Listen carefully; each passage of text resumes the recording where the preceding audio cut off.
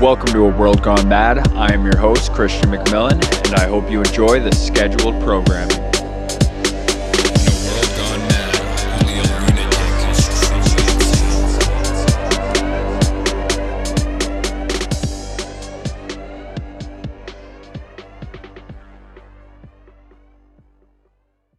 Welcome. We're here in A World Gone Mad, and today I'm with Eric Morettin.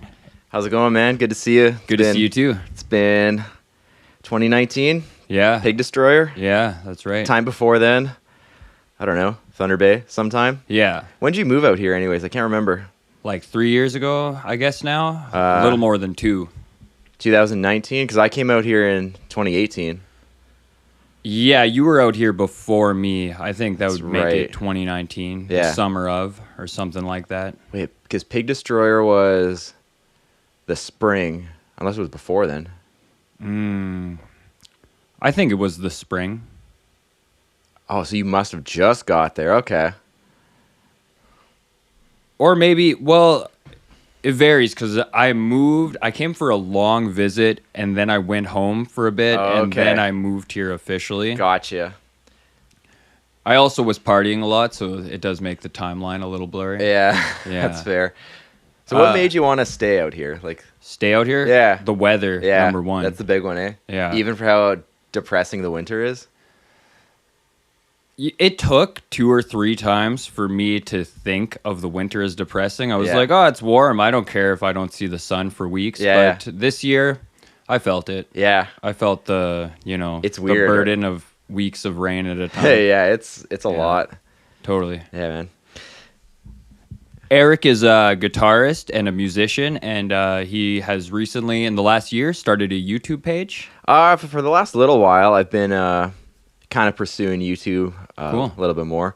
Not as a full-time thing, but because I got another career that I do for it's like the 9 to 5 or whatever. But Right. it was like 2019, around maybe the springtime, when I'm like, oh, maybe I should try and give this a shot, and see what happens. I got a good phone and I can kind of record now. I'm spending more time doing that. Maybe I'll just see what happens, right? And I like figuring out songs, so threw up a cover online. It was a Glassjaw song, and just put up a video, and seemed like it was doing well. And I'm like, oh, this is like kind of fun, because I had like 2 videos up from years ago up on my YouTube page that I just got rid of, and it was Right. going nowhere. Then I'm like, let's just see what happens, and put another video up, and oh, this is pretty fun still. Then it's far and few between, because I do have another job that I do, or a couple other jobs that I do. So, Right. but it is still fun to do, and yeah, it's taken off more so like with the Pantera Dimebag stuff, which is kind of the bread and butter for me. Yeah, you which got a is theme going. I was Yeah. watching your Slaughtered cover Yeah. last night. nice. Thanks, man. Yeah, it was sweet. That was with 2 buddies who randomly hit me up on Instagram, and we were just like talking back and forth with each other, and like, oh, like we love Pantera. Like, okay, sick. Let's do a cover, and we just picked Slaughtered, which was sweet. And it's kind of nice because they're my favorite band, and Dimebag's the favorite guitar player, and it seems like those videos do well on my channel. So I'm like, well, Right. I guess I'll just keep rolling with it. So Yeah, if I ain't- guess if it ain't goes broke, don't- along with your guitar collection as well. I saw Yeah. you restored Rex's basses. Yeah, that was pretty sweet. So my buddy back in our hometown, he owns those. Okay. He got them in like an actual auction where Rex was auctioning off a lot of his gear that was Cool. used in the Pantera days. So my buddy won the auction, then and Rex signed the bases and everything, and there's like certificate of authenticities with all of them. Then he went down to go meet Rex in like Texas or whatever, and he was just like, yo, just have everything, like whatever you want. Pictures, man, like all the stuff from like the club days and stuff of like me and Dime and me and Phil, and like from when we were like in our early 20s, late teens, just like slumming it on all the tours. I'm like, so that I go to his house, and there's like all these pictures of them, like from like the year like 88, 89, or like 87. It's like, holy, like this is crazy. No Like, way. and it's insane. It's like a total trip down memory lane, like pictures you've never seen before, like pictures that have never been published in like Revolver, or like like whatever big magazine there is now, or like online. It's just, these are like full on like old school pictures that had to be developed at like Walmart or like Kmart or something, that have been just preserved for so many years. It's crazy seeing it. So me being the huge Pantera fan I get like super excited seeing all that stuff, because it's like, oh my god, like this is new stuff that hasn't been seen before. It would be awesome if the internet could see it, but I don't know, sometimes it's better kept to like the smaller crowd, right? Or like between like a Right. small circle of people who can like really appreciate the rarity and uniqueness of it. Totally. Yeah. Totally. And then you recently got your dream guitar. Yeah. I was watching that video. Part two. Which one? Cool. Because I made a dream guitar part one, then it was just like, just kidding. Here's my other dream guitar. It was the signed one. Yeah. Yeah. The signed one. Yeah, that was like one I've wanted for such a long time. And the fact that it's signed by Pantera was just like I was total really icing on the surprised cake. actually while watching the video. The moment you pulled it up and you're Yeah. like, and it's signed. I was like, oh, no fucking way. Yeah, it was like, oh my God. Like, I saw it online for a while, then like, you know, like with all these Dimebag guitars now and the fact that you can't get them anymore, and with this whole Dean guitar, Dimebag Darrell estate lawsuit, like the price of them are just going like kind of crazy. Right. And, you know, COVID and supply and demand and all that has kind of impacted some prices. But the fact that it was signed to and it was mint from day one was like, okay, like I guess if this is the one, like it's going to be the one. So, which is pretty insane because I've wanted that finish for such a long time. I had one back in the day. It was like a Chinese model just because, you know, when I bought it, it was I'm like fresh out of high school. I couldn't afford the real thing. Found the Chinese one used and it was sweet. Had it for a very long time. Then I always told myself like, the only reason I'm going to get rid of this if I find a USA, which is what I found. And it was like 12 years later, I managed to find it and was like, okay, one, it's mint. Two, it's signed by the band. And like, well, the prices of these things are getting, you know, they're getting pretty steep. So if this is going to be the only one I get and it's signed, like I just got to pull the trigger and go for it. Totally. And even then there's like broken ones that are online. Like the headstock's been snapped or like there's been a ton of damage on the points. Cause like it's a big guitar. So obviously if it's been played on stage, like it's going to see some battle scars. Yeah. So like even those ones, they go for like crazy money for what they are. And they've been like super played. Whereas this one was like kind of a decent price, you know, just like with anything, if you know the guy and if they know it's going to a good home, or if you're able to leverage some money from maybe selling some other guitars to offset the cost of something else to upgrade, then yeah, maybe you can do it. But at the same time, it's just like, you know, it's an investment at that point too, especially for how rare those things are, let alone signed or not even signed. They're just very rare collectible items of music history. Yeah. So it's super cool to have. I mean, I've really thought about getting the top of it clear coated to preserve the signatures just so I can play it more and not be like kind of like walking on eggshells, if that's the right expression. That actually crossed my mind right away. I was like, will your arm leaning on the guitar, are you going to wear it off? Because I watched my guitars, the tinge of them, like the paint fade and stuff like that. Even like this Les Paul over here, it's like a satin finish. Like wherever you have your hand or your arm, like that part is going to wear. And it looks cool on guitars that are really going to be played, but something like that is signed by a band where you can't get two or half the member signatures anymore. Yeah, totally. Yeah, and it's like, I got to preserve these things, and as much as I want to play it, right? Yeah, absolutely. Instead of it just being like behind glass or something. Yeah. So, like getting back to my buddy who owns like Rex's basses and all that, and he has a couple other he has a ton of other signed guitars, and like they're all behind glass and everything. Cool. Which is super cool, but I mean, like for me, I'm like, oh man, I'd love to play this, but at the same time, it's like this weird middle ground of like, this is actually a collector's item now, but do you want to play it, right? It's so weird. Hard to balance, It's I bet. so weird, yeah. Especially when there's like a price tag attached to it rather than it's like, oh, it's a gift, or like you got it when you were a kid and like it's just increased in value or something. Right. So it's really hard to say, but I'd love to do it, love to play it. It plays amazing for like the little bit that I've actually played it. Not wanting to like mess up the signatures. Right. But like, oh man, I'd love to be able to actually play it like way more. And, you know, as I said earlier, like trying to find these guitars is very hard, especially for like an affordable price is very hard as well. So it's like, do I want to do that again? Like, not really. I really don't want to buy another one of these guitars for a lot of money. Or do I just clear coat it and play the hell out of it? So it's such a weird fine line. I don't know. I've been mulling it over for a really long time. Yeah. I like the idea of clear coating it. Yeah. And being able to play it. The only way I would see myself being able to put it behind glass is if I had an outrageous amount of money and could watch out for another one or something like that. Exactly. Otherwise, I think like it's a dream guitar. You want to play it. Exactly, right? Yeah. Especially since there's still a little kid in everyone, no matter what it is or whatever stage of life you're at and whatever hobby you have, whether it's cars, guitars, or whatever the collectible thing is, right? Like you buy an old car from the one that you wanted as a kid but couldn't afford because you obviously didn't have a job or money at the time to afford it.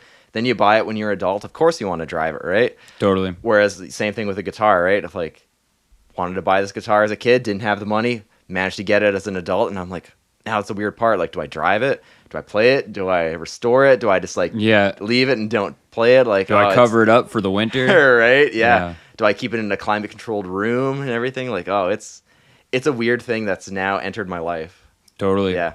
Because before it was just like, well, put the guitars on the wall or put them in their cases when I'm done and wipe them down and okay, see you tomorrow. Totally. Now it's like, okay, let's really think about when I'm going to play this thing. It's interesting. Cool. But yeah, super cool guitar.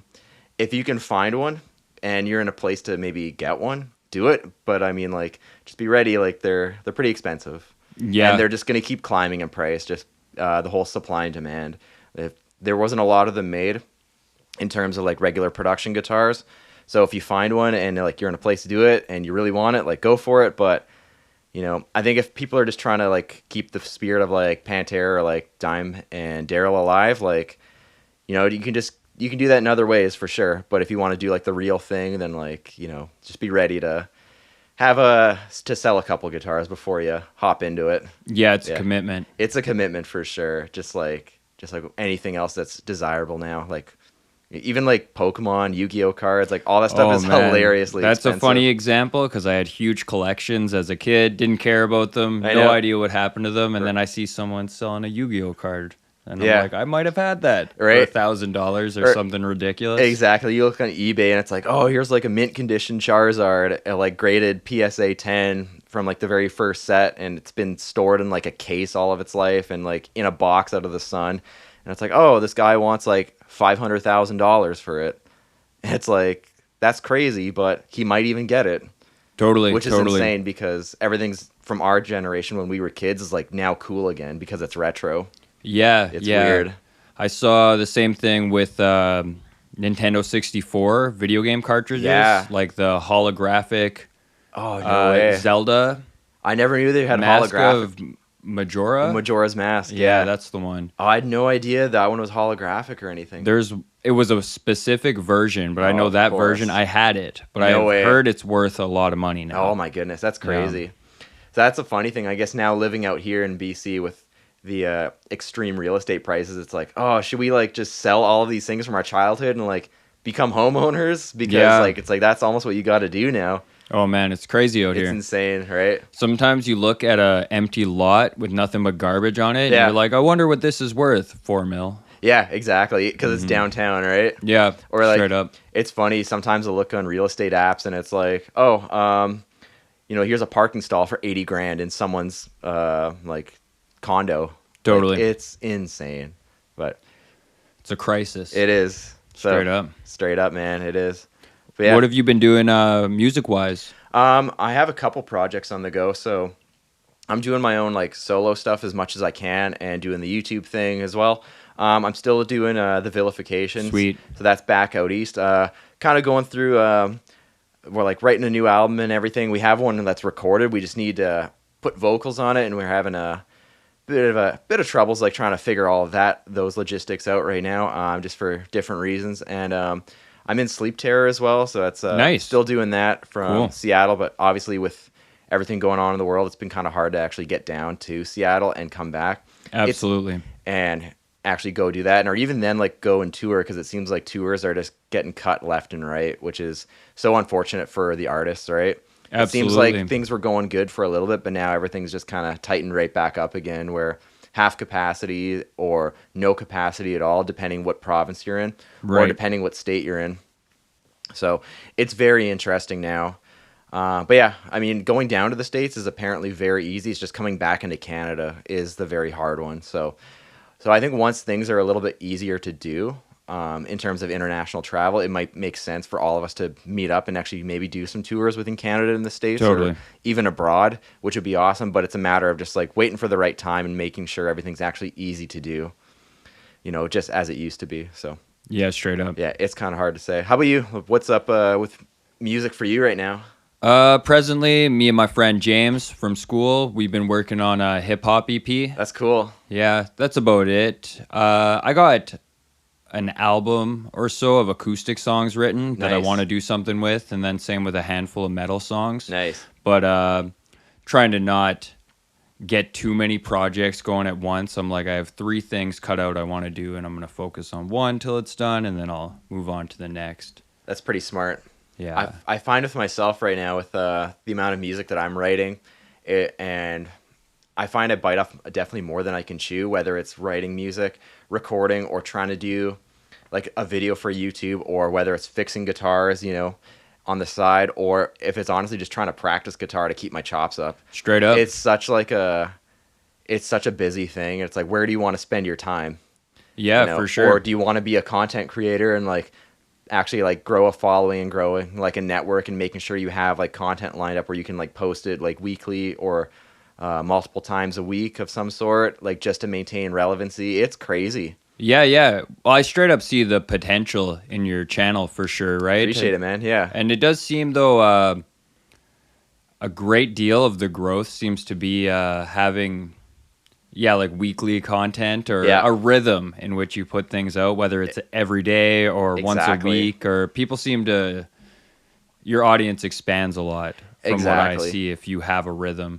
And I think if you really narrow down to a niche of some sort. For sure. I've even been talking to a lot of my friends that are doing very well on social media and who like have that as like their full-time gig or like actually like getting paid from it where they can semi-live off of it. And they're like, you just got to narrow it down to a niche more or less. And even they've said like, well, I want to keep trying new things to reinvent the wheel or like not get stale. And it's like, well, why is that video tanking? Then they've even heard from other people saying, sometimes people just want like what they're comfortable with and what they know is going to be great from you rather than something new. Even if it's awesome, they want like what's going to be great. So I do have some videos where they haven't done well, and I have other videos like, let's say, the Pantera or the Dimebag ones that have done very well. And it's like, okay, well, I guess if that's my thing, then sounds good because you're the Pantera guy. I guess so. Good for me because I like it. So I guess I can't go wrong with that. Straight up. Yeah. So that Glassjaw cover, was that the bass cover? Yeah, it's all bass covers. Like, cool. Pretty well all the bass covers on my channel are just Glassjaw, which is fun. I love Glassjaw so much. They're a favorite band of mine. They're one of my favorites as well. Got into them super young. They're one of the bands next to Pantera, Alice in Chains, and Slipknot that I really got into as a young teen, getting into music in the formative years.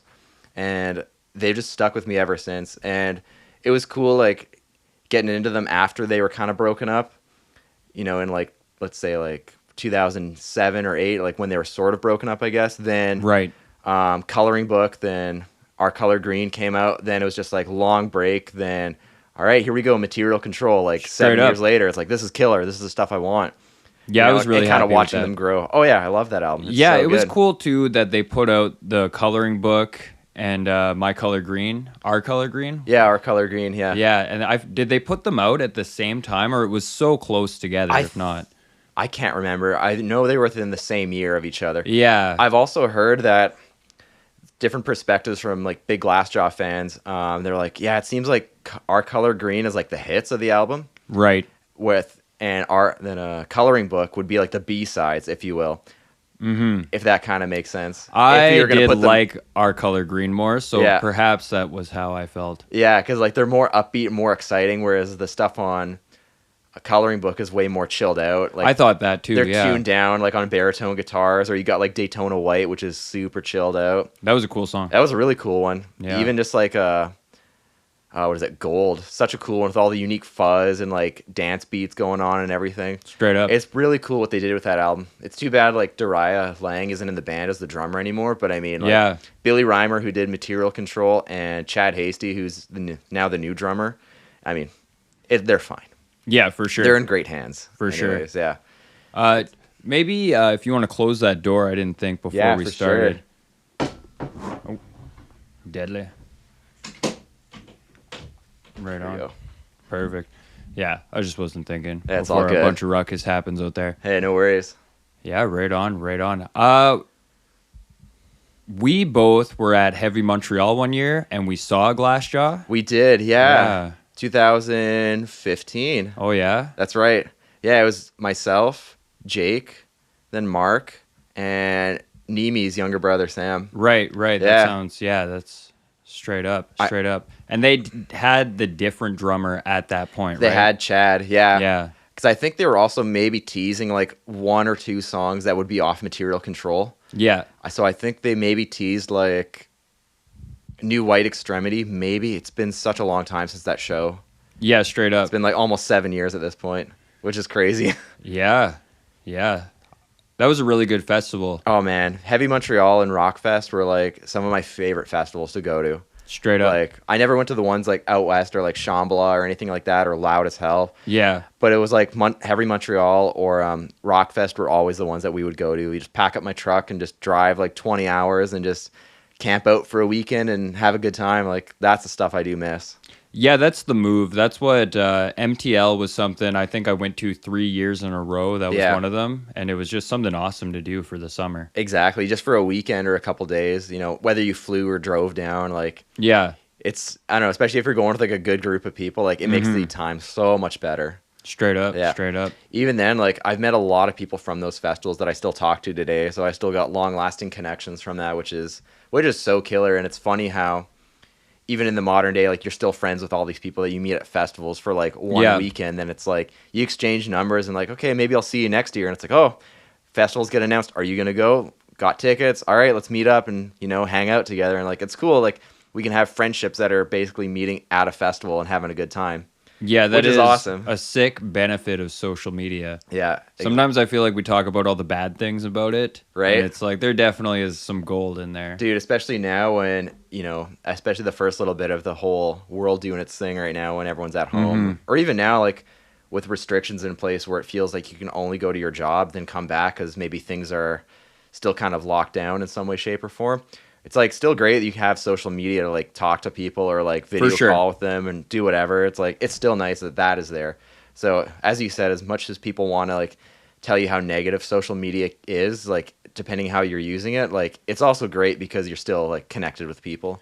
Yeah, it's all about, I guess, balancing the utility with all the risk. Exactly. Like it's addicting. A lot of people are meaner than they'd ever be in person. For sure, yeah, right? There's all those bad things for sure, but yeah, I've had the same experience where you meet someone once traveling and then, you know, you talk to them on social media and you consider meeting up when you're in their town or you are going to the same festival again. Exactly. And it's cool. It is super cool, especially that you can maintain these relationships and it's like, oh, I can see what this person's doing. It's not like probably when our parents were growing up and like if someone moves out of town, it's like, okay, I'll see you. I don't know, maybe never. Yeah, it's, I guess we're done being friends because unless you give me your phone number or like I'll give you mine, phone me when you're there, like we can maybe talk. I don't know. Yeah. It's weird. If that's not weird, you know what I mean? Right. I know. A weird thing to do. Right. Man, that was my dad did that when he was younger. Like he's been in Thunder Bay his whole life. Then one of his, I guess like school friends and like after high school moved to like Kelowna or whatever.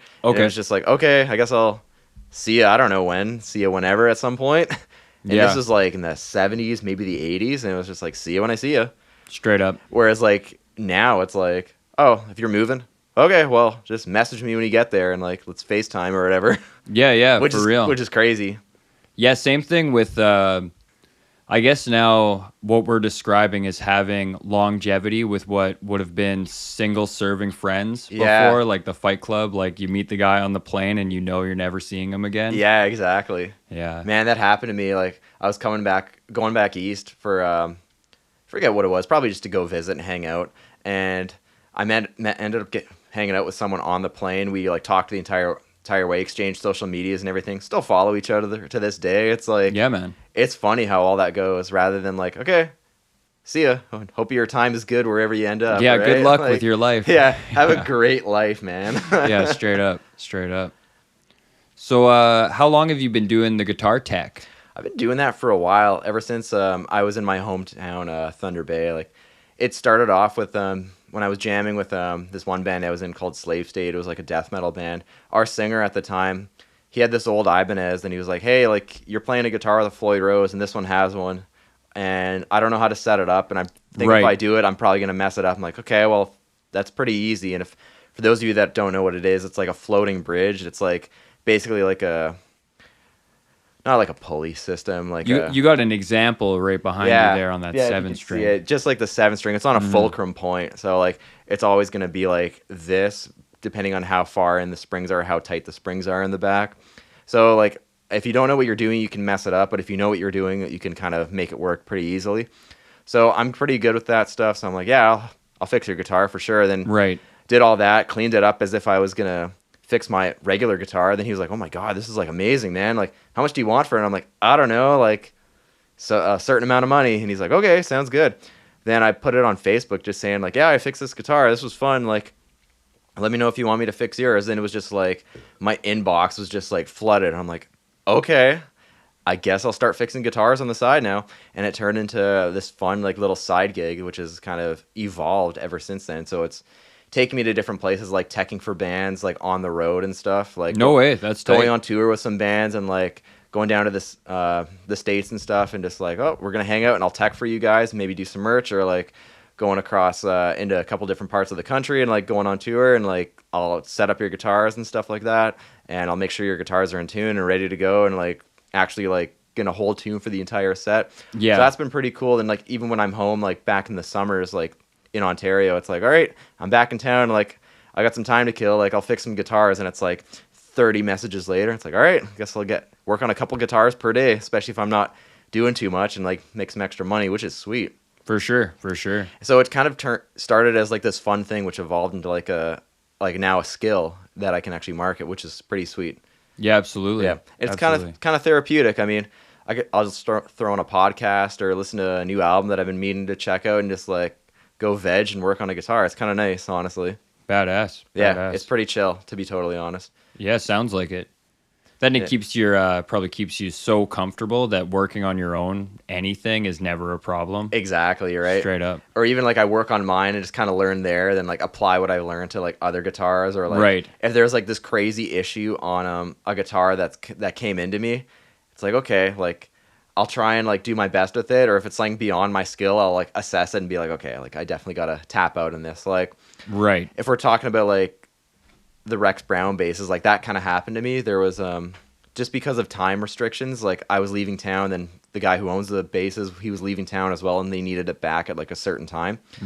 He was like, okay, like, you know, there's some issues going on with like some of the active wiring in the guitar, and we're just like, okay, like let's just get it working and let's bypass it and just make it work, and we'll deal with it later because something's going on internally, because I don't know, the bass has been all over the world and been beaten up for 40 years, right? Or at least 20 years of hard touring, from the club days to like the mid 90s in Pantera. So it's like it's been all over and it's been played. So for sure there's stuff that isn't going to be working on it. Yeah, absolutely. Even then, like I walked in with a guitar today to your place, and even then, like that one I had to send out to someone else because it was just beyond me. There was like some issues with it, and I'm like, okay, like I'm getting stressed out with this and nothing's working, and I'm bogged down with like my actual 9-to-5 job, and I'm like, I just don't have time to just keep messing around with this, so I'm just going to give it to someone else. And I think that's a big thing, whatever skill you are trying to pursue and like get better at. Like if you don't know and you're trying your best with it, and maybe you're still just getting stressed out with it, like there's no issue in like just saying like I got to stop and like maybe not be a hero and just like let someone else with a bit more experience take it from here and just like maybe learn from them and what they found. Exactly. That's you that's gotta the learn opportunity. Yeah, you got to learn how to be humble with a lot of these things, especially nowadays, and whatever skill you do. Yeah, for sure. Yeah, even like, you know, because I produce myself as well as you do, and like, you know, maybe our mixes aren't the greatest right now, but it's like you can't take it so personally where you're just gonna get discouraged from doing it. It's like, oh, okay, like someone give me a mix crit, and if it doesn't work or if you don't like it, like what can I improve on it, right? And I think that's the thing. You got to have an open mindset with everything you do, like in life, is just because if you don't, then you're just gonna be stagnant and just kind of plateau early and maybe not be stoked on the things you do that are supposed to be making you happy, right? Yeah, absolutely. Absolutely. That's what I also think doing anything with audio, like you can nitpick it all you want and endlessly when it's your own, but when someone sends you something and you send it to them, they're never going to be happy the first time. Like almost guaranteed they're going to have like their personal preferences. They wanted the vocals a little bit like this, or the bass a little bit more like that, or you know what I mean? And that's just the regular process. Is then you send it back and forth, you know, getting criticism over and over and over again. And the thing is like art is never finished. Yeah. So it's like, what can you be happy with at the end of the day? Yeah, yeah. Yeah, because even then, like when the Vilification, we did our first album, we were doing it with a different producer. Then some stuff happened, then we had to change producers and re-record everything. And we were like, okay, like get the guitar tones sounding like this album. Right. And they didn't sound like it. Then I was like, why don't they sound like this? And I was like, oh, because we were in it with a producer who was not a metal guy, who was just like helping us out because we were a bunch of young kids. And, you know, I was recording my guitar amp live in the room.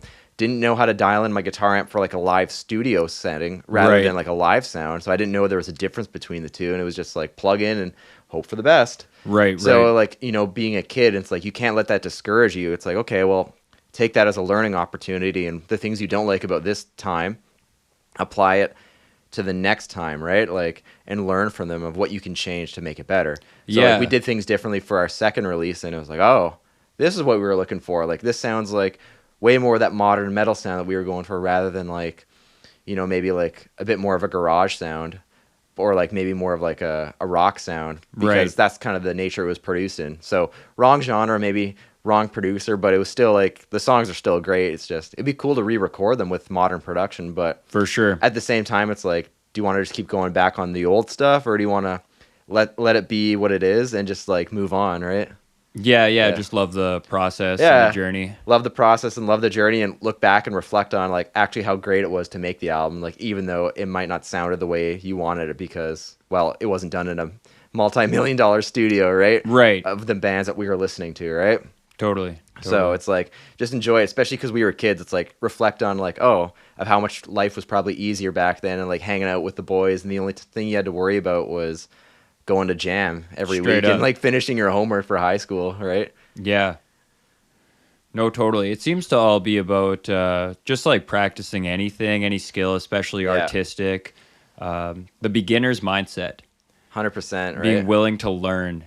I think that's the thing. At every failure. You just got to be a sponge. You got to soak everything up. Yeah. If you're not, then like you're probably in for an uphill battle. Oh, absolutely. Absolutely. Yeah, I think it's also when you really want to do something, it's all about being willing to fail until you succeed. Yeah, exactly. I mean, there's so many times like where I record something for Instagram, or like for a YouTube video, or just for a song that's just going to go up, and like the amount of like takes that I've had to do to make it awesome.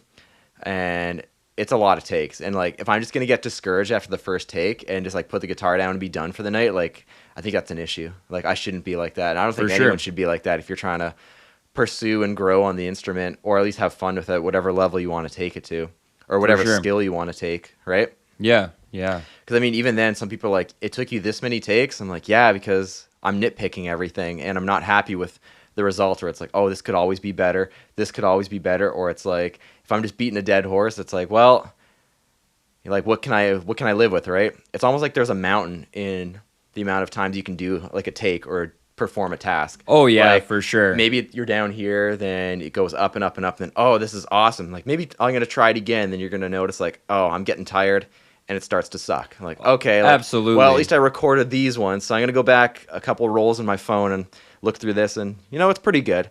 I'm happy with this, because the rest of them after that were not good, and the rest of them before that were okay, but not as good as this. So yeah, I find that even engineering for other people, like you'll have someone do a vocal session, and you can tell when they've got the best take they're gonna get that day. Exactly. Sure.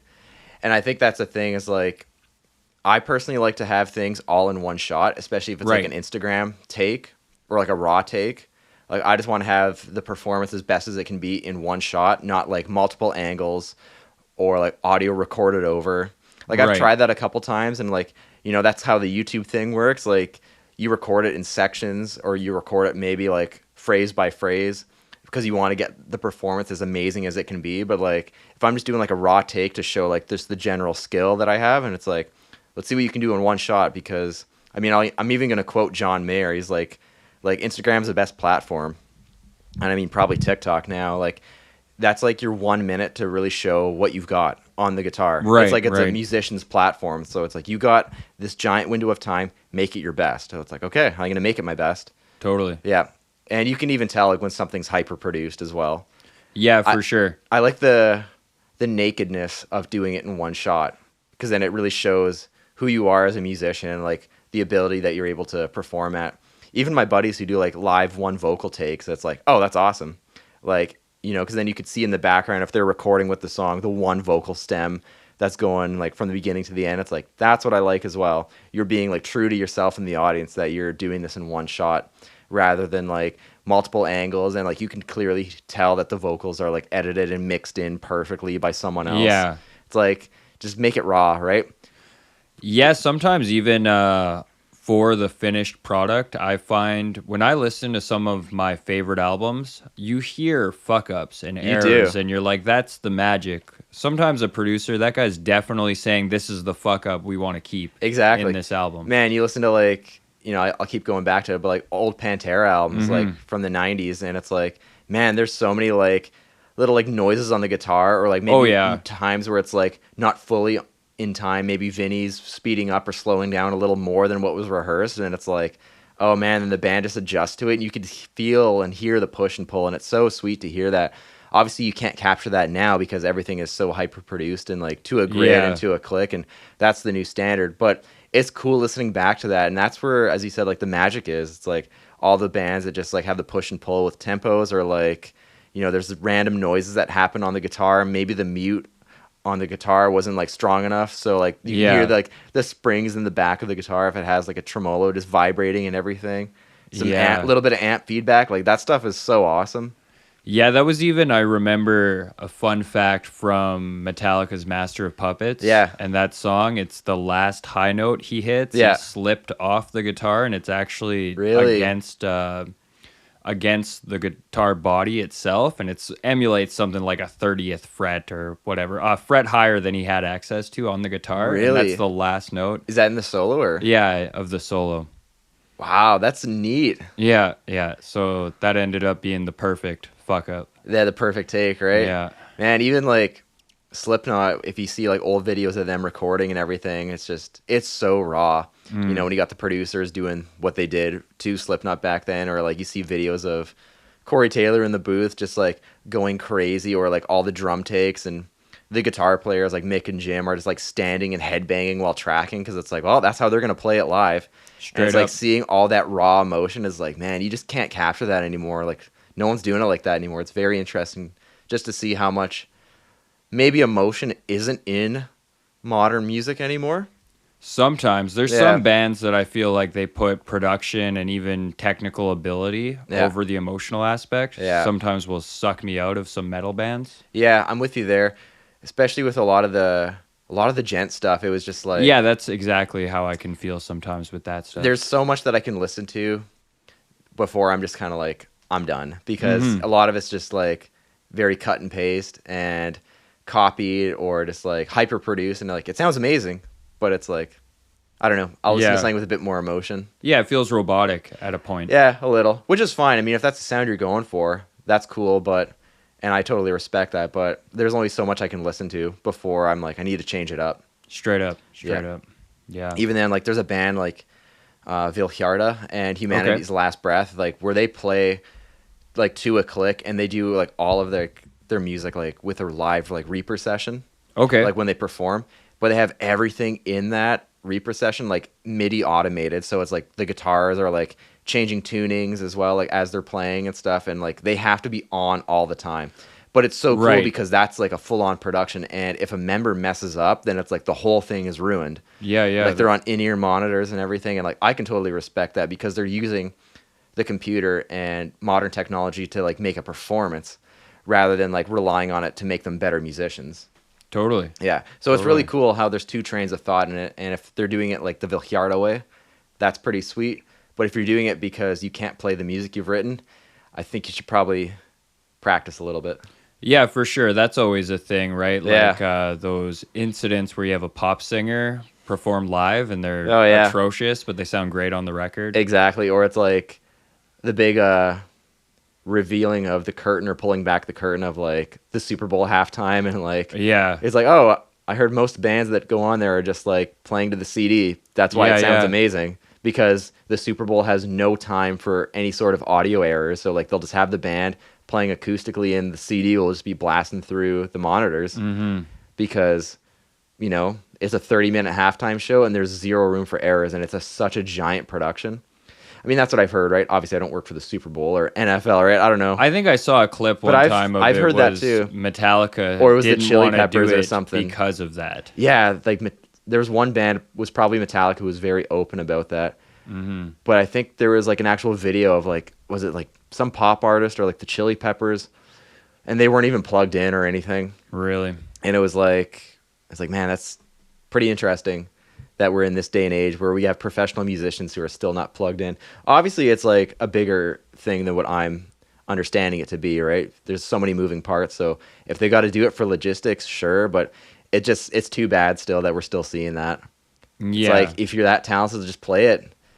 But I don't know. There's probably so much money on the line for that stuff too. Yeah, I also wonder how hard it is to make it sound good. Yeah, I wonder why in an open arena like that. Yeah, in a football stadium. I mean, we've been to a bunch of metal festivals, and like, they're just outside. They're just outside too, Yeah. and they're playing. Yeah. Yeah, I don't know. That's all fine and dandy. Yeah, right? I don't know. It's interesting to think about it. I bet something happened many years ago. One real bad incident. There was probably one. There's and a maybe, textbook case. Right? And it was just like, okay, we're just going to pull the plug on. Never again. Right? Let's just make the halftime show as easy as it's going to be. So, who knows? It's probably bigger than what we're actually imagining, right? Yeah. Because obviously we're not at that level. That is true. So, obviously the grass is greener on the other side, or when you water it, or all that stuff. Yeah. It all makes sense to you until you get to the actual event. And it's like, oh, this is why it's done this way. Straight up. Yeah. Straight up. How do you, what are your thoughts on Every Time I Die being done? Man, I don't know. Because I've heard that Keith Buckley came back saying like, yeah, there's like, we're going to get back together or something. Like, there was like an article that recently went out saying that like they're going to get back together or something. Oh, really? I never saw that. Yeah, it was like, I don't know. Because like Keith Buckley's on like his spoken word tour or something. I think he's doing like the Henry Rollins thing. I don't know. I think it sucks, honestly, that the band ended over tweets, essentially. Yeah, it sounded like a bunch of really ridiculous drama. It was just too bad. I mean, if Keith is going through some stuff, he should definitely get the help he needs. Maybe the band should have just went on a hiatus, and like maybe they all need to get better. Straight up. Maybe it's just Keith needs to go on a hiatus and say, Every Time I Die is going on a hiatus, and the four guys can go do something else in the meantime. Yeah, what I ended up seeing, it felt like a lot of he said, she said sort of situation. Yeah.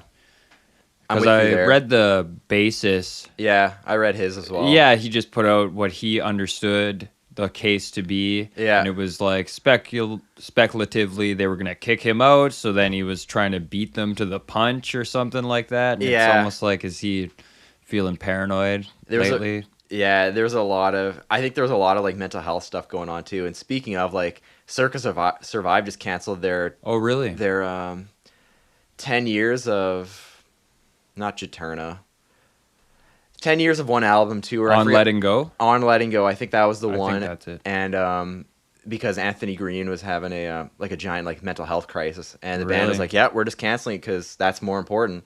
So it's too bad that Every Time I Die kind of ended the way it did, but it'd be awesome if they came back. For sure. I really like the new album. It's awesome. And it's crazy that I guess they'll never tour it, or seemingly at the moment. I thought they played some songs live, because when did that album come out? Quite recently. I think within the last few months, wasn't it? Like maybe 3 months ago, 2 months ago? Yeah, because I thought they played some songs at like... The Tid the Season? Yeah, Tid the Season, okay, they probably did there. But I guess I'm so used to seeing them. I know, right? Like I've seen them so many times that it's weird if I never get to see this newest album. I know. It feels weird. Because it was great. Mm-hmm. And it took me such a long time to get into hardcore, or at least Every Time I Die, which might sound crazy. But when I was younger, it was like, give me the fastest, most technical, and craziest music that I can ever imagine. Right. Because I want to be able to play it on guitar and get some inspiration for that. And it's like, Every Time I Die really wasn't that band, because it was just like... For sure. Because it was riffs. And me being kind of like arrogant, I'm like, no, not into it. Like, I don't get why people are into hardcore and everything like that. Then I get older. Then I start working out. Then I'm like, well, well, maybe I'm not going to listen to like Symphony X or Dream Yeah, yeah. Theater right now because like I need to get a pump on and like I don't want to hear someone like singing these melodic highs or in like Straight up. this clean section with acoustics and like then I start listening to Every Time I Die and like all these other bands and I'm like that are like super heavy or like even way more into deathcore now and it's like, oh, now I get it.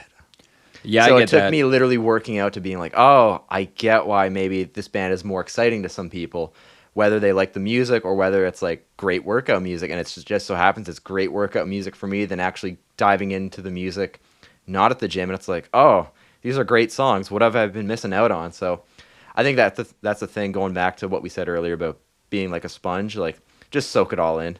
You might not click with it now, but like just really give whatever it is a chance and be open to it. And at least appreciate it and don't just write it off because it's not what you like at the moment. Yeah, there's so many things that I came around to really liking Yeah. over the course of my life. Like so many things that just rubbed me the wrong way at Right. first. And then now I'm like, yeah, I love that song. I don't know what I was on about. Or it's like, yeah, I love that genre now. Like Straight up. or it's like, yeah, straight up like John Mayer's fantastic. Yeah, yeah. Hey, he's amazing. I agree. He's amazing. He's an amazing guitar player. He's an amazing songwriter. It's like, how do you Yeah. not like him? How do you not like good music, right? Straight up. Even like his country stuff that I didn't like before, it's like, this is well written. Or like everyone in Canada loves to hate him. Nickelback. The songs are amazing. It's produced so well. It's like, how do you not like something that's written well? Or how do you not like something that's written well and well produced? Like, it sounds amazing, and the songs are hooky and catchy. That's what they're like, pop songs, but like, Yeah. but rock songs. But like kind of metal. Yeah, well, sometimes some of those. I remember hanging out with someone, and they were like, "This is a new Nickelback song" some years ago, and it was like drop tuning and riffs, and I was like, "Really?" Man, it was so weird when they played the Olympics, and they had I forget what their one song is called, but like Chad Kroeger came out playing like a 7-string Explorer, and I'm like, the hell's going on here? Like, how is then like it's like drop B or whatever, and like right. he's just like riffing, and I'm like, why is Nickelback heavy? Because it was always like Photograph and like every other song on the radio that was like overplayed and made you not like it, right? Yeah, and the like, Spider-Man jam. Yeah, right. And it's like, and all the memes that come with it, right? And it's like, oh wait, this band's actually good. like man, so that's the thing. It's just like you just got to look at it from a different angle of like maybe not from what everyone else thinks of the band. Yeah, for sure. I definitely came to get it a lot more. Even if it's not your thing, there's a band like Nickelback. It's like they're definitely exactly what they set out to be. Yeah, that's without a doubt. Exactly. An instructor in school told me that Nickelback was someone he went to schools with. Final project was he was gonna, really, yeah. Get Nickelback started as a band. I wonder. He said he knew the guy who. So he probably knew Chad and Ryan. Whoever he said the guy who like produced the first album or something like that. Oh, the producer, yeah. Yeah, that's cool. Yeah, and that was his final project for school. Was all like all Nickelback and that's like neat. What they're gonna be. And he's like, yeah, talking about how he doesn't like them, but he's like, honestly, it just the work all paid off, showed for itself. Yeah, and they're exactly what they were supposed to be. Yeah, and they're amazing. They're huge. Oh, they're rolling in it for sure. Yeah, they're all local to BC, anyways, which is pretty cool. Yeah, okay. They live. I'm pretty sure at least Chad or some of the other guys. They used to live in like Langley and stuff. Okay. Yeah, really, I didn't know that. They had some like pretty nice houses out there, from what I've heard. I mean, hey, good for them. I mean, your music's on the radio if that's your end goal, and you can sell out arenas. Like, I'm pretty sure that's every musician's dream, right?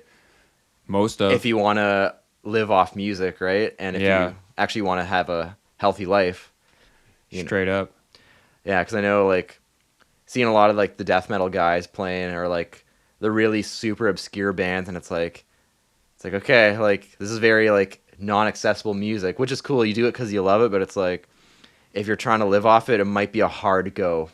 Sometimes I see something along the lines of Polymathy, in which a more obscure band, a member of it will do either they're in 10 bands. Yeah. Or they're like Converge is a great example. Yeah. Like, you know, or you have Jacob's also a graphic artist. Yeah. And involved in a bunch of other things. Kurt Ballou has God City Sounds. Yeah, exactly. He's very involved with a bunch of other bands recording and producing. Well, God City Instruments too. Yeah, absolutely. That's what I mean. Like all those guys do a fuck ton of stuff. Yeah. And it's like that's how they're like, you know, wildly successful as a somewhat, you know, that line in between underground and mainstream. Yeah, exactly. Like even the Periphery guys. I mean, Misha was even like, yeah, Periphery's fun. Like we go on the road and hang out and like, but he's like literally all the other things that we do like make us money, whether it's like our plugins or our programs that we sell like for VSTs and recording, right? Or the master classes we do, or the signature products that we all have. Those all make us money, or us just teaching,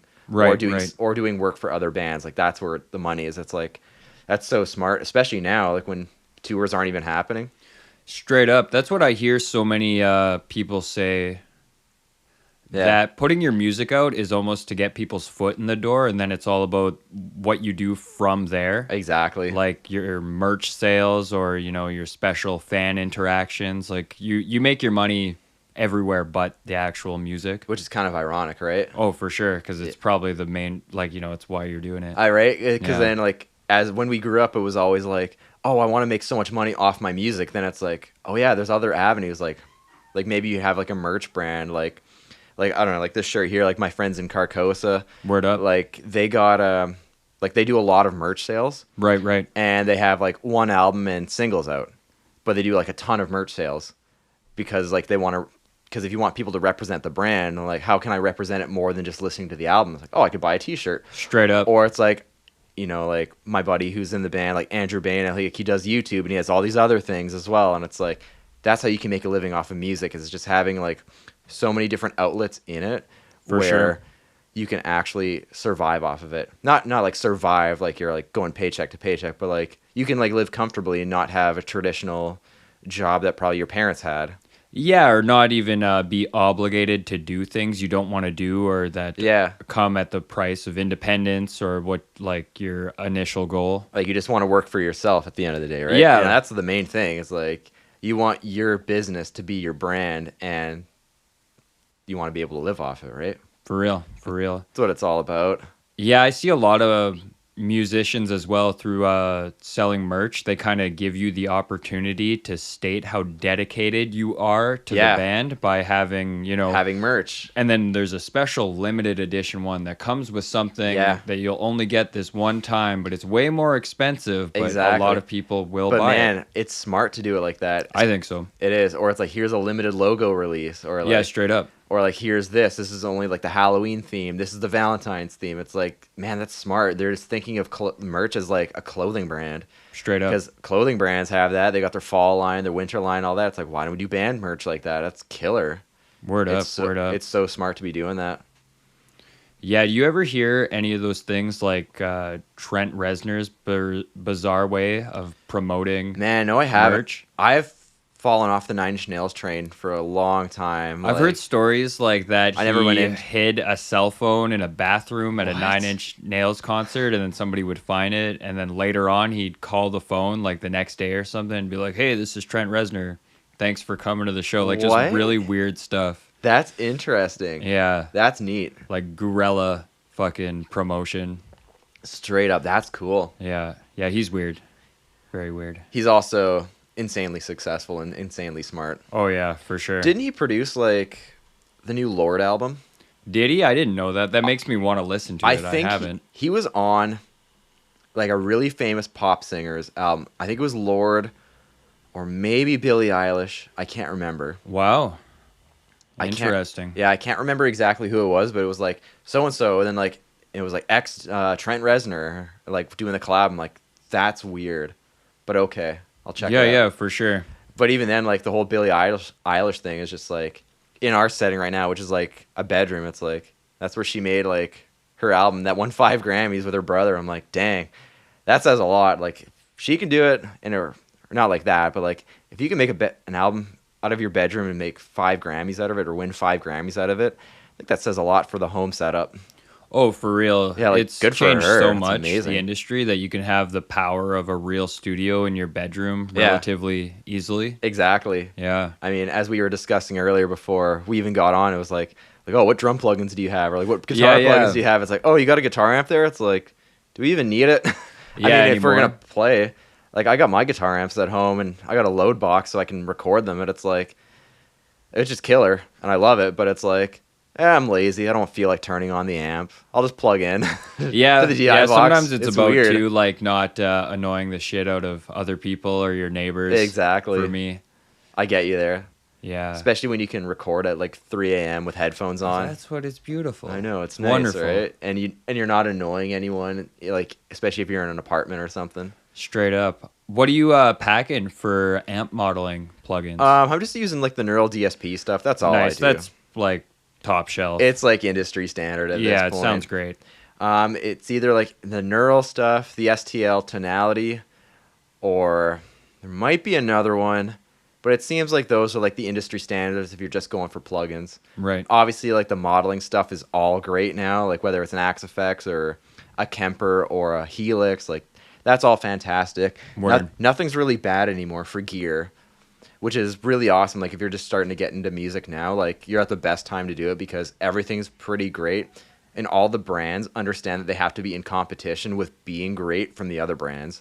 Yeah, for real. Like nothing can suck anymore. It's not like the 80s or the 90s where digital modeling first came out and it was like was like not good, especially the high gain stuff. Maybe the mid gain tones were okay and the cleans, well, I mean, if you mess up cleans, I don't know how you mess up cleans, but yeah. But man, like everything is so good now because it has to be. Yeah, I even awesome. feel like, 10 years plus ago it was trying to use amp modeling was just painful. Yeah. And yeah, in the last couple of years, I've just been blown away by what's available. Exactly. And it's like how convenient it is too. Mm-hmm. Like I can share Neural DSP plugins from my main computer and I can have my travel computer when I go home or go back east.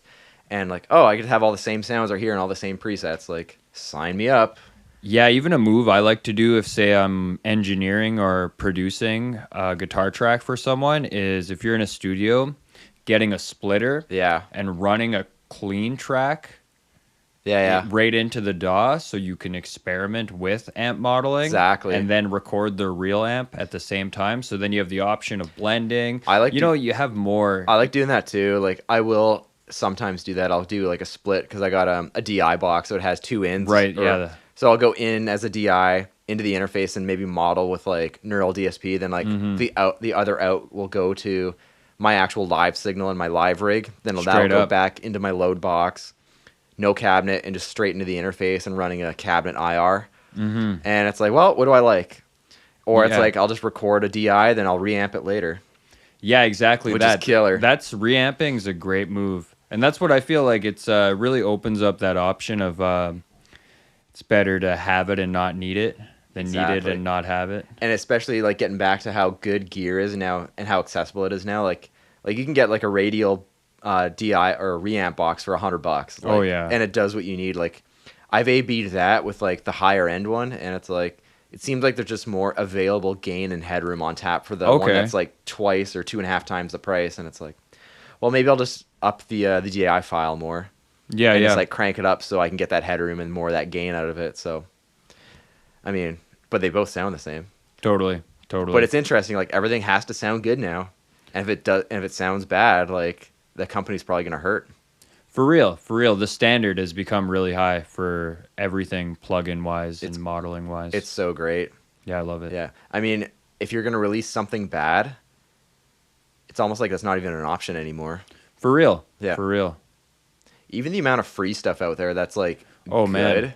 And like I'm not saying like amazing, but it's like good because it's free and it's like, oh, this is fantastic because I also paid no money for it. Yeah, especially if you a lot of good stuff out there. Work genres that you don't use a lot of organic instruments. Like if you are a pop or hip hop producer, it's like you can find just free a great amount of synths and plugins to do like solid mixing with.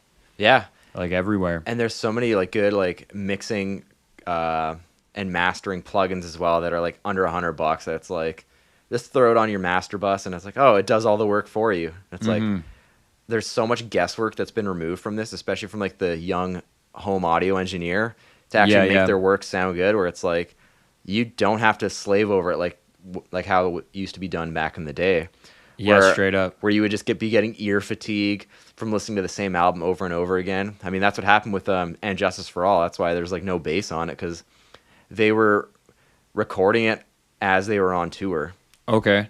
So it was just like after maybe like 3 weeks on the road, go to the studio, record, go back out on tour, then tour again, go overseas, have like remote mixing sessions and everything. Then okay, send it back. Okay, go back to America, go record it again, and just mixing and mixing and mixing. It's like, yeah, you're tired, you're physically and mentally drained, and you're trying to produce an album while trying to make money and tour, because that's just how the 90s and the 80s were. Like you had to be on the road to make money. For real. Yeah. Real. So it's like I've always heard that was like why And Justice for All has no bass. Right. Because they were hearing it every night. Interesting. Yeah, and they were just hearing like that sub bass from the subs in the arenas all the time, and they were just kind of like sick of hearing that frequency, and it turned out to just getting removed from the album. No way. Yeah. It's so funny. It's such a weird album to listen to. But you got that YouTube version, the And Justice for Jason, I think it's called. Really? I gotta listen to that. Yeah, someone just made a point to like make the bass audible. That's funny. Mm-hmm. That's crazy. Man, but yeah, it's weird. Like, that will literally never happen again. Saint Anger will never happen again, because everything's so good now. Straight up. You know, as much as people love to hate on that snare tone, or just the whole production of Saint Anger. I don't hate it as much as other people do. I think it's the songwriting that people are just like, how is this Metallica? Yeah, it was weird. It felt like they were trying to be a hardcore band or something like that. And even my one of my good buddies back home, diehard Metallica fan, he's like, yeah, I remember buying this, like skipping high school and going to buy it. And he was like, I can't believe this is Metallica. They're like, is this a joke? Like, they all had like a listening party in like their parents' basement and everything. And it was like, this is the album? Like, this is terrible. So even then, like, I show my dad it, and he's just like, how did this get produced? I'm like, I don't know. It's like, yeah, and it's the same guy who did the last four. Yeah, it's like somehow. It's like, well, what happened? Yeah. It's weird. 2000s were a weird time. Yeah, for real. I feel like Metallica kind of went a weird path with trying to get on the 90s alt train. Yeah. And then they didn't really know where to go, right? And then they ended up in the Saint Anger territory. Yeah. Because they were trying to be Alice in Chains or something for a bit. Or just like a bit of Godsmack, or kind of pave that way. Or something like that. Maybe trying to be like Pantera in a way. Yeah. But it's really weird, like getting back to the whole YouTube thing of like, hey, if it works and it's successful, just keep doing it. And everyone hated Saint Anger. And what was the album after that? Was it literally Death Magnetic? I can't remember. I like that one. But it's like they went back to the roots, and everyone was like, oh, it's fine. Yeah, Plays what we want. And whereas like Slayer has sounded the same since they started till when they ended. And it's like, oh, it's Slayer. It's good. Yeah, that's how I always feel with Slayer. I'm never disappointed. Yeah, it's good. I mean, there are certain songs where it's like, okay, they could pack it in. Yeah. Like, you can tell they're kind of at the end of the rope, but it's like... Doing it for the sake of doing it? Yeah, exactly. But there's other songs on those later albums where it's like, oh, it's Slayer. It's awesome. This is great. Yeah. And it sounds just like South of Heaven or like Raining Blood. Mm-hmm. Like, okay, sounds good. Yeah, I think South of Heaven is my favorite one. I'm with you there. South of Heaven or Seasons in the Abyss. Yeah. Seasons front to back is so good. Mm-hmm. Yeah, huge Slayer fan. I'm not like a diehard Slayer fan, but every time I've seen them, and it's made me more of a fan, being like, I should really listen to them and do my homework on Slayer, especially the guitar riff. Like, just trying to play War Ensemble is like... That's a sick jam. Dude, it's such a workout. It's awesome. And it's like, they were doing that in the 80s. Like that paved the way for like modern death metal, more or less. Oh, for sure. For sure. Yeah, they probably got me into... I eased into metal when I was young. Yeah. Like a little bit heavier. But Slayer set me up to get comfortable with like actually screamed vocals. Exactly. Yeah. When I got into metal, it was like through Much Loud, if you remember that. A little bit. I feel like I saw a Lamb of God song on there. Yeah, once. It was like it was on Much Music, and it was like, it used to be like the Power Hour or whatever, so it's like a 1 hour of like metal, then it evolved into like this one channel of like just straight up metal all the time, and it was just music videos you'd watch. So I got into that. I remember like getting into music, then it was just like getting into whatever's on the radio, whatever your parents are listening to. Yeah. Then it's like, oh, let's see what this Much Loud's all about. I'm like, okay, some of these songs are cool and heavy. I like it. Then I saw Slipknot, and the video for Left Behind was on there. And there's me. I'm like grade 5, grade 6. And I'm just like, what on earth is going on? I got like these guys ripping their brains out, and like there's blood everywhere and everything. And there's like rain. Everything's crazy. And there's these guys in masks and like jumpsuits. And I'm like, what is happening? And I'm like going back to other channels. I'm getting freaked out. It's like I'm watching Saw or something, or like this horror movie. And I'm like, and then I'm just like, at the end of it, I'm like, is this done? Like, oh my God, this is nuts. Just confused. Yeah, exactly. Like not knowing how to really process it. But I think that stuff like really cut my teeth for like, wow, this is like pretty amazing. And just being like wide-eyed for all that stuff, and like the cool factor and the wow factor. Yeah, for sure. For sure. How old were you think, when you got into metal? Probably 11. Oh yeah, nice. That's 11 early. Or however old you are in like grade 6 or like grade 5. Grade 6-ish maybe. Yeah, that sounds about right. Because I really didn't pay attention to music when I was younger. Okay. It was like whatever was on the radio, and it's like, okay, like this sounds cool. I like it. Whatever. But I wasn't like actively listening, or like nothing. Yeah, it really was passive. Yeah, nothing really piqued my interest until like I started actually getting into metal. I used to like listen to rap and pop and stuff, then like maybe some pop punk and everything like that. Right. My first couple albums that I bought were like Sum 41's Chuck album and the self-titled Blink-182 album. That's a good one. Dude, that's like my favorite Blink album. Front to back. I love that. And those are like my introductions to like music and everything. And it was just like, oh, this is awesome. Then metal took over, and it was like, oh my God, like this is where it's at for me. Nice. Yeah, then haven't really looked back since. Obviously, the horizons have expanded to other genres, right? Then going to school for music as well, like learning classical and all that, and really having an understanding and appreciation for that is like, that's where it's at too. And like, for sure, I totally understand where all this neoclassical metal is from, or like this technical death metal. It's like all just old school symphonies. Yeah, the same structure of like, absolutely. Here's like this crazy line that's going to do this, or like the violins or whatever, and it's going to be super fast and cool. That's how the old symphonies were from like all the old composers, like maybe like Rachmaninoff, or like maybe some like faster Beethoven or Mozart, and now it's just like redone as death metal, like, or technical death metal. Cool. Sounds good for me. Yeah, for There's real. There's a melody that I can kind of hum along to. I like it. Yeah, just the use of chromatics or accidentals, or even what are you talking about? Like double harmonic scales and stuff like that. Yeah, exactly. Or even then, it was like I always found like the Italian composers from back in like the Romantic and the classical eras, they always were trying to push the boundaries of how fast they can go on their instruments. And it seemed like all their works, or like their symphonies or like their sonatas, were just like always like balls to the wall, just like go as hard as you can go, as fast as you can play. And it's like, oh, that's technical death metal. Yeah, it's the exact same mentality. But now it's just with blast beats. Word up. Yeah, word up. Which is killer. Love it. Yeah, that's the stuff I do love. Fuck yeah. Yeah, Fuck it keeps you sharp. Keeps the ears and the brain excited. Yeah, absolutely. Yeah. Right on. Yeah, man. So when's the projection for the Vilification album to come out? It's up in the air? It's up in the air. Okay. Yeah, we got some stuff we got to iron out first. Yeah. Just some logistical things, and like we got some, like everything's recorded but vocals, so we got to figure out something for that at this point. Yeah. Right. Yeah. Interesting. Yeah, so we got to do some stuff for that, and yeah, then whenever, because we're just kind of waiting to get that ironed out. Otherwise, I mean, hopefully sooner than later. All the stuff's been recorded for such a long time. It's just putting the icing on the cake now, and just getting it out there, getting some album art, and then throwing it online. Cool. Yeah. Cool. Yeah, how about your projects? What is the ETA, or like what's the projected timeline you want to have for those? I'm hoping within 6 months, but even let's say it was done in 3, I would want to try and promote it properly, like take a month or 2 and like make some promo videos and, do it slow and proper. How hard are you on yourself with deadlines?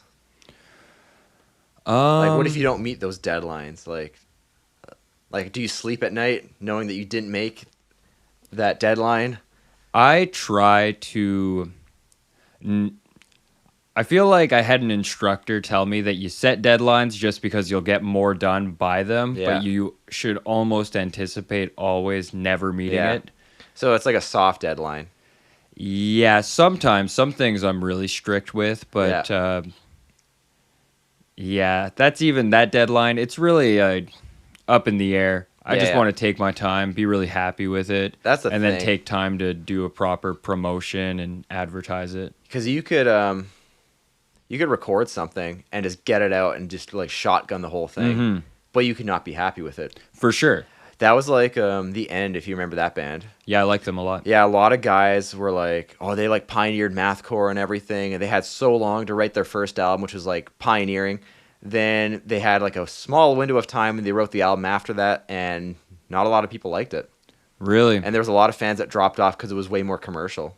Really? Instead of like way more mathy and techy like Dillinger. Which is like, it's too bad, because I mean, if that album is like Elementary, the one that they're talking about, the one they didn't like, and I don't know, it sounds amazing. I like that one, but album. I do know what you mean. Like, I remember there being more melodic vocals and stuff like that. Yeah, they had a little less heavy. Yeah, and I think a lot of people were just expecting a redo of that other album. Right. And they didn't get it, so they were bummed out, right? Because that's probably what they grew up with, and it was like so many years of listening to that, then their expectations were just like let down. I feel like that's what happened with Refused as well, as everybody... Yeah. When they came back and they put out the new album, everybody so desperately wanted a second Shape of Punk to come. Yeah. Man, that's one band that just never did it for me. Oh, really? Yeah, honestly, I never heard them. Like, I know like the main hit. Right. Like, that song's cool. Then I listened to the rest of Shape of Punk to come, and I'm like, okay, that's fine. Yeah, it just never did it for me. I don't know. Like, maybe I was expecting so much lore and like hype and like amazingness because of how much this was hyped up, and like even the title. Yeah, and it was like there was like so much lore behind the band. Like, they had this pioneering wave of music, and it's like, okay, it's fine. I don't know. I just didn't. It didn't hit me as well as, or as hard as it hit some other people. So for sure. Yeah, you know Gearhead? Yeah. Yeah, he's funny. He's a person that I find very often. Yeah. Like, every time I die, he's like, I hate them. Yeah, right? He's like, I'll never like them. That's so funny. Me and the boys in our group chat, we have one of our friends, he's very opinionated about certain things, whether it's bands or like just other things. Like, maybe it's like gear or whatever in the music industry, and it's just like, hey, what do you think of this song? Nope, hate it, sucks. Yeah. It's like, nope, it's not like their other stuff. It's like, all right, we figured. Yeah. Love him to death. Great dude. But it's funny, right? Yeah, I like to have those friends. Yeah, it's fun. Yeah, and then another friend I love to have music-wise is The Plug. Like, some friends, I just know I can call them and be like, I need some new bands. Yeah. And they're like, what kind? Yeah. And then they got a list of bands you've probably never heard. Yeah. And that's the move. I always like that. Are you one to just make like a giant playlist, like a Spotify playlist or something, and like just keep adding stuff to it, or go into the recommended, or you just keep going back to the old favorites? I go to the Spotify radio pretty often, actually. Really? Yeah. Interesting. Yeah, I'll sync up albums, and then sometimes I kind of make a playlist, but I'll even jump radio to radio. Like, I like this song from this playlist they make. And And then the playlist will start to get a little... interesting. In the wrong direction, and then I'll find a song in that playlist, and I'll go to that playlist, and so on and so forth. Never really went to the radio on Spotify. I think it's not bad most of the time. Interesting. For metal, though, actually, that's where I find it to be the worst. I can imagine. Because you'll finish your metal album, and then it'll bring you to the curated playlist. Yeah. And then all of a sudden you're like, what the hell is this song that I don't want to hear at all? Yeah. That happened to me a little while back. I was listening to Obsolete from Fear Factory, just giving it a good front to back. And I was like, oh yeah, this album's amazing. And then the radio after that was like a little bit of Fear Factory. Then it was like, oh, this is like nothing like Fear Factory. Yeah, exactly. It's like, okay, like that's kind of what I'm feeling right now is stuff that's like Fear Factory. So whatever. Yeah, that's totally my experience as well. Yeah, it's very interesting. Even some people on Twitter, it's like they've been saying like, oh, this is like you can't argue this is like not the best Fear Factory album, or this is not the best this album. It's like, oh, maybe I'm due to go listen to that rather than the hits. Listen to the whole thing through, and it's like, that was awesome. And I wish I should have listened to it earlier. Word up. Yeah, so I think that's a good place to listen to it too. Or like the whatever bands that you're really into, scroll down and like other artists you might like. I think that's always a good one. It's not bad on Spotify, pretty actually. good. I found some pretty cool bands. Yeah, I really like it too. Yeah. I can't remember how I got there. Maybe from Gaza to like Plebeian Grandstand. I if haven't you've listened ever to heard of Gaza them. in so long. Yeah. Yeah. I still have some t-shirts and Nice. stuff from when they were kicking. Yeah. Who else? What are they called? Distrage. I don't know that one. They're kind of like Sixth. Okay. Yeah, cool. that's super I like that band. sick. Yeah, Sixth is awesome. And Distrage is kind of like a crazier punk rock version of Sixth. Right on. It's like Sixth and a Wilhelm scream Nice. hung out, and yeah, Yeah. and they're from France or something like that. They're from Cool. over in Europe, and there Cool. it's awesome. That sounds like a really interesting combination. It's very cool. Right on. Do Yeah. you ever listen to the Nietzsche? The Nietzsche, no. I can't remember where they're from in Europe, but yeah, it's really all over the place. Yeah, I like going down the rabbit hole though. Like Portal, that's some good stuff. Full of Hell. Oh yeah, they're great King Parrot, they're pretty amazing. for sure. Australia? Yeah, they're from Yeah. Australia. Portal's from Australia too. There's some Okay. weirdest stuff out of Australia. Yeah, straight up. Daughters too. They're Australian? They're from Rhode Island, Oh, okay. but equally as awkward. Okay, yeah, yeah. Equally as crazy. Yeah, I saw them just before COVID or I something did. like that. Were you at that show too? Yeah, here? The Yeah, one here? Yeah. I was there too. It was awesome. Yeah, I was taking it easy. I feel like I went to a bunch of shows that week, and then I was up top, sitting in Yeah. the balcony or whatever. I was in the pit. It was awesome. Yeah, I sat down and watched. It was great. Yeah. It's weird. The older I'm getting, it's just like, I mean, I'm not even 30, but it's like, I feel like an old man, or I'm like, you know what? Like, shows are back. I would love to have a seat and watch this band. Sometimes I just want to sit down, yeah. Yeah. Man, you work like 8 to 5, and it's like, I just want to sit down. Mm-hmm. Yeah. Yeah, exactly. I think that was the situation. Yeah. I worked, me and my friend AJ went and saw it, and it was like, you want to go sit down? But it's like, there should be an area for those people that just want to sit down. Mm-hmm. I remember going to see Steel Panther at a casino in Winnipeg. Okay. And it was awesome. It was like, that's where you should see a band like Steel Panther, right? Is like at like a party city, or like at like a party venue, at like a casino.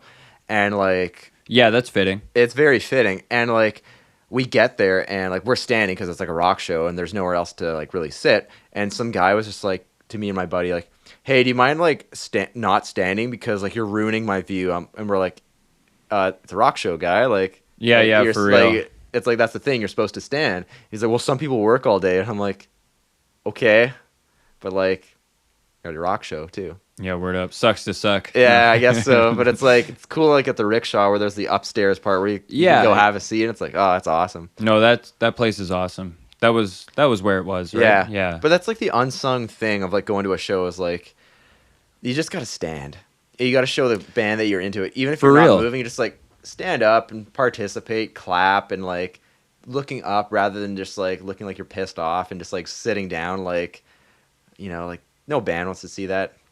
Yeah, it's No band wants to see like the Blues Fest. Yeah, it feels so fucking awkward when Right? you're in an auditorium and you bought tickets to see a band and everybody is sitting, I and they act know. like you're a major inconvenience if I you know. want to stand up. Right? Man, I went and saw Jeff Beck when he was in Thunder Bay. Oh yeah, nice. That was Fuck cool. Yeah. And that was a show that you sat down for. Okay. And I don't know if he was miffed that everyone was sitting down. Yeah, yeah, Maybe that's the butthurt. thing you do at like a guitar show. Like you just sit down and you just watch, right? Whereas Mhm. like if it's an interactive rock show and like you want to get up there and move and mosh and dance and like sing along or whatever. But man, I don't know. Like, well, you know, the Blues Fest, and like Yeah. the joke that goes with that is like, for those that are listening, it's like a music festival in our hometown where everyone goes and just sits on lawn chairs. Yeah, yeah. And like straight the up. bands that are playing there, they look pissed off the entire time because it's like no one's getting up, and even people in the audience are like, it looks like the band didn't even want to play. It's like, well, yeah, what do you think? 98% of the audience was sitting and not engaging. Like, Word up. Like, Yeah, what it's do you like they're think? not there for the music. you're there to sit on a lawn chair in the marina. You could do that whenever you want. You're there for like the food trucks. Yeah, It's like- what it looks it's- like. You're there for the beer and the food trucks. Yeah, it's like And that's I what guess there's music. Yeah, it's like music is the background noise. It's like, Mm-hmm. then you get people complaining that it's too loud. It's like, oh my goodness. Yeah, turn down that 38 special. Yeah, right. Yeah, Turn down that warrant, brother. Yeah. Word up. Word Yeah, up. it's funny.